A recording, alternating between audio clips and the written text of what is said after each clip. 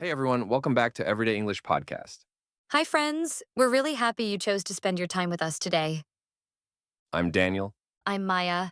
On this channel, we practice real English that people actually use in daily conversations. If you want to improve your speaking naturally, make sure to subscribe and turn on notifications so you don't miss our next lesson. Today, we're talking about something that affects every single one of us, every single day. Your emotions. More specifically, how to express your emotions clearly and naturally in English without sounding robotic, without translating in your head, and without overthinking grammar.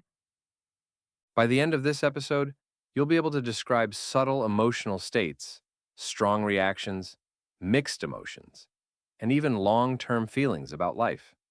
And we'll do it through conversation, not a boring vocabulary list. Let's begin with something simple. Daniel, how has your day been so far? Honestly, it's been surprisingly smooth. I woke up earlier than usual and I felt mentally clear. That doesn't always happen. Mentally clear. I like that phrase. Yeah, it's that feeling when your thoughts aren't messy, you're focused, organized, calm. That sounds wonderful. I've had a slightly different experience today. Oh, what happened? Nothing dramatic. I just felt scattered this morning. You know when you start three things at once and finish none of them? Ah, yes. That unsettled energy. Exactly. Not stressed exactly, just unfocused. That's interesting. See, that's already something important. Many learners only know happy, sad, or angry. But real life is more detailed. Right.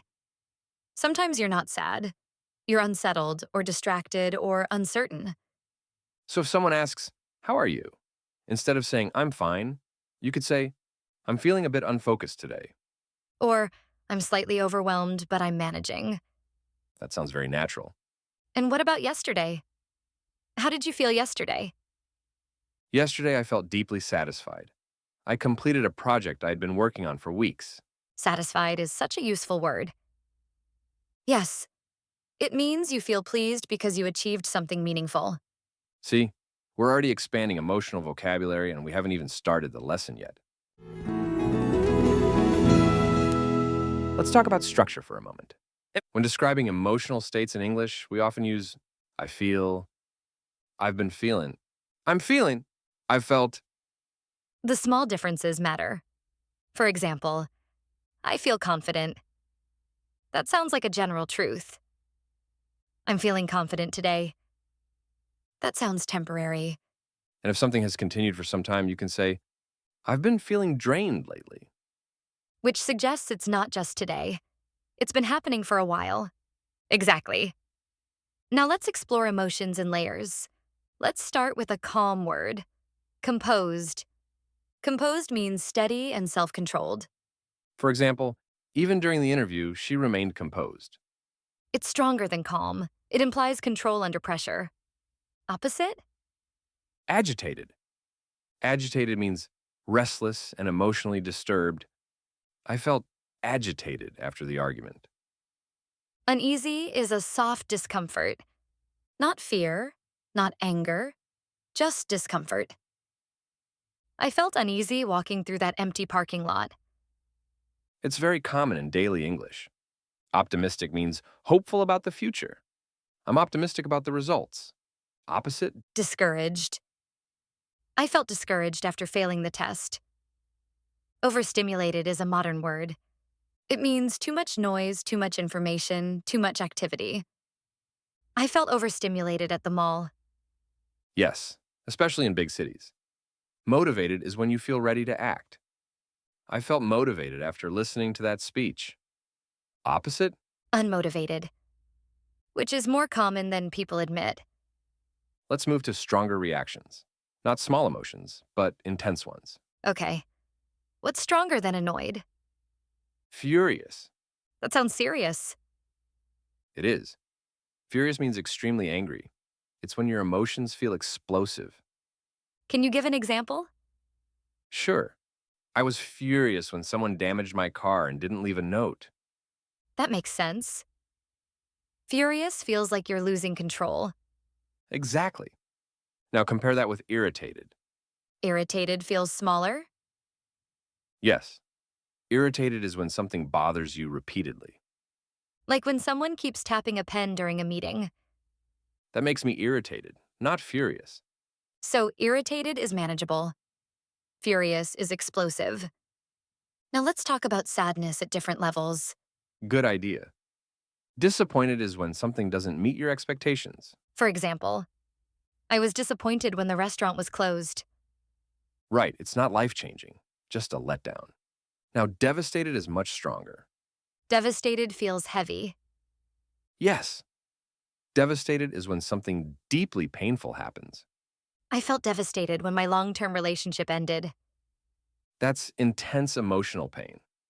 So disappointed is mild. Devastated is overwhelming. Let's move to positive intensity. Thrilled is a great word. Thrilled means extremely excited and happy. I was thrilled when I received the job offer. Exactly. Now, pleased is softer. I'm pleased with my progress. So pleased is calm satisfaction. Thrilled is high energy joy. Here's a powerful pair. Empowered and powerless. Empowered means you feel strong and capable. I felt empowered after learning how to manage my finances. It's confidence plus control. Now, powerless is the opposite.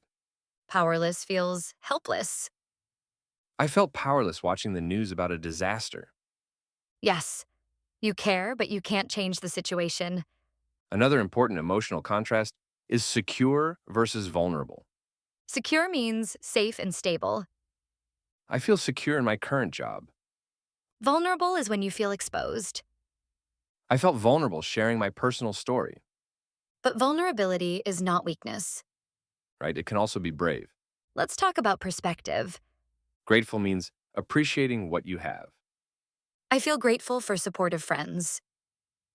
Entitled is the opposite. Entitled means expecting things without appreciation. For example, he felt entitled to success without working hard. That difference changes your entire mindset. Heartbroken is emotional pain connected to love. I felt heartbroken after losing my pet. Daniel. Saddened is softer. I was saddened by the news. Heartbroken is deep personal pain. Saddened is sympathy or mild grief. Notice how English has layers. Exactly. Instead of only saying I'm sad or I'm angry, you can choose a word that matches the intensity. And that makes you sound much more natural. It also makes your emotional expression more precise. Sometimes you don't feel one thing. You feel multiple things at once. For example, I felt nervous yet excited before my first presentation. Or, I felt proud but exhausted. That's very common in adult life. You can combine emotions using but and at the same time. Even though, while. Example, I felt relieved, even though I was still uncertain about the future. Let's review 10 keywords slowly. Composed, uneasy, optimistic, overstimulated, motivated, devastated, empowered, vulnerable, secure, fulfilled. Repeat after us. Then, make one sentence in your notebook. I've been feeling my's because I's your eye. Today's question, what emotion have you experienced most often this week? For example, I've been feeling motivated because I started a new routine.